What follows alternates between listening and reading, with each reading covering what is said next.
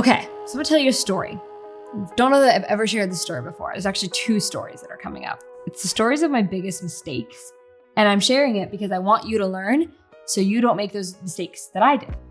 This, I think the year was maybe 2016 or 2017. I had been in business for a couple of years and it just felt like it was going nowhere. I was working a ton. I honest to God think I was doing like 14 to 16 hour days, like true working 16 hours a day. It was a lot because I was also like having to pay my bills with a regular job and try to get my business started. So it was just a lot. And I was living with my sister Rose at the time. And we were awesome roommates, by the way. Like we got along so well. And I remember going into her bedroom and sitting down at the end of her bed. And I told her, I'm like, I just don't think this entrepreneurship thing is for me. I don't think I can do it.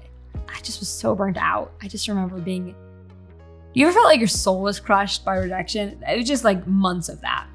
She just looked at me and she just said like, you know, you're not going to quit though, right? Like, you know, you're not. And I don't even think it was anything for her. She doesn't remember this conversation at all. I talked to her about it. She has no memory of this at all. But like for me, it was the fact that she believed that I would never quit that kept me going. So that's the first story. Like that's the first story. The first time I tried to quit, okay? And Rose wouldn't let me. She didn't even know that's what she was doing, but she just like made a comment. That was exactly what I needed to hear in that moment because I was seriously ready to just go all in on the job I had and just let that be my life. Because it's so hard at the beginning stages. It really is. Second time, this was a couple years later, right? So I honestly think I was making 6 figures in my business at this point because I was living in Delaware. I was on the East Coast and I was over at my in-laws' house for dinner. And again, I was just going through a really rough period of entrepreneurship. And mind you, I was making 6 figures at the time. So if you felt like quitting at 6 figures, I did too. And I was making great money. And I was just like, it was such a rough period. I do not even remember why it was so rough.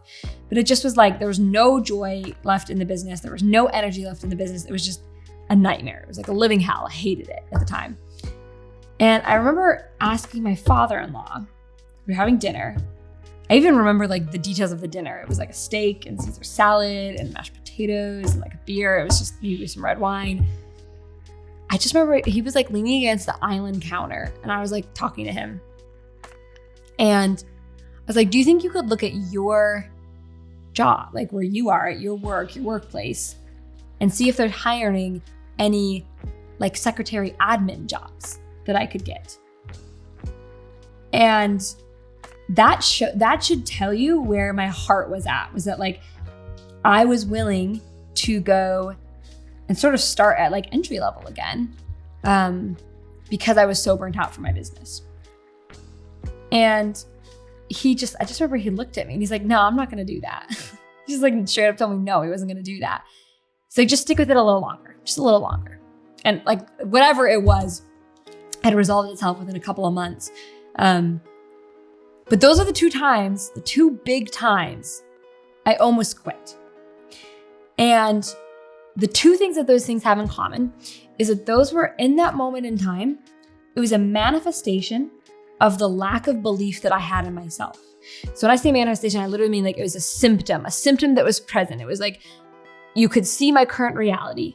It was that I didn't have any self-belief. I didn't believe in myself that I could get through these periods or that I could, in the first case, be an entrepreneur. In the second case, continue as an entrepreneur. Those moments of doubt when I almost quit would have negatively impacted my life forever because entrepreneurship has been one of the greatest thing that ever happened to me. Running my own company has been like, aside from family stuff, right? Like marrying my husband, just the greatest thing that ever happened to me as a person. It's been amazing. And I almost missed my calling, my mission, my purpose, the impact. Think about the impact I've had on women since that conversation with my father-in-law. We've helped thousands and thousands, literally in the thousands of students get clients, which means they've changed their family tree. They've changed their lives. They've been able to quit their jobs. They've been able to be home with their kids if they want to be home with their kids, or travel the world if they want to travel the world, or just make more money if that's what they want to do, whatever. They've been able to take financial control of their lives because of the fact that my father-in-law finished a steak and wouldn't let me get a job as an admin. Not that there's anything wrong with a job as an admin, by the way, but it just wasn't meant for me. And so here's the thing that I think about. And here's the thing that like is the most humbling thing of all.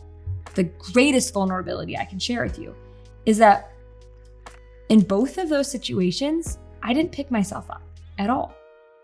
I was too discouraged. I couldn't even help myself. My supporters did, Rose and then my father-in-law. That's lucky. I didn't control that. I didn't control that I had supporters or people who believed in me.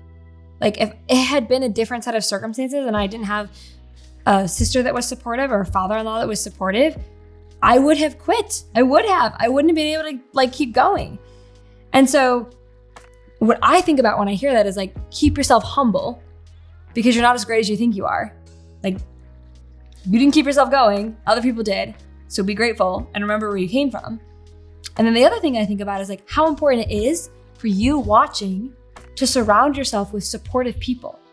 As many supportive people as you can. Get them in your corner. Get them rooting for you. Somehow in those moments where I was so discouraged, I almost quit on myself and hitting 7 figures, right? Because at the time I wasn't hitting 7 figures. And the women I was going to impact and my life out here in California and everything else, right? Like my puppy Charlie, who's currently napping on the other side of the gate right now. Everything that I have in my life now is because 2 people in my life cared enough about me to hold the vision for what my life could become in a moment when I couldn't for myself. And that's why I've struggled with another tangent for another day, but I struggle with the term self-made because I believe that we're the average of the people we spend time with. And so if you don't have supportive people in your corner, you need to get supportive people in your corner.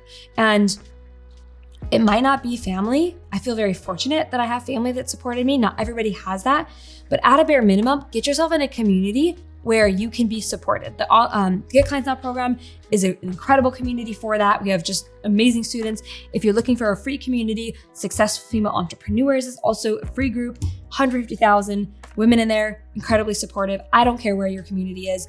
I would love for my community to be the place you come and get encouraged and get supported.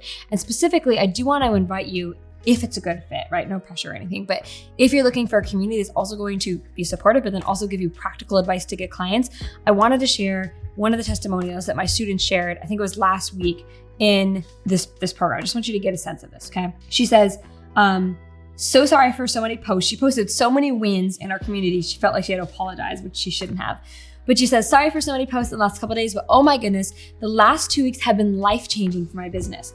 I just got a sale from someone who I've never even spoken to because of the email I sent out. This is the highest income day I've ever had in my business. And this is what I've been waiting for. Side note, I almost left the Get Clients Now program a couple months ago. It was my mindset that wasn't working, not the program. This program is amazing, and everyone on Team Maria Wendt is by far the most incredible coaches I've ever worked with. Keep going, everyone. So this was a moment where I and my community, my team, we were able to pay it forward and help a student who was about ready to quit and give up have the highest day ever in her business. So I'd love for you to come join Get Clients Now. We'll put a link in the description below, or you can just go to mariawendt.com/program.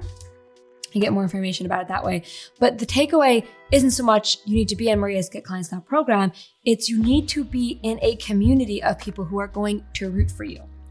Thank you so much for watching this video. I hope it was helpful. I want you to know that don't quit. Like that's it, just don't quit. Stick with it a little longer.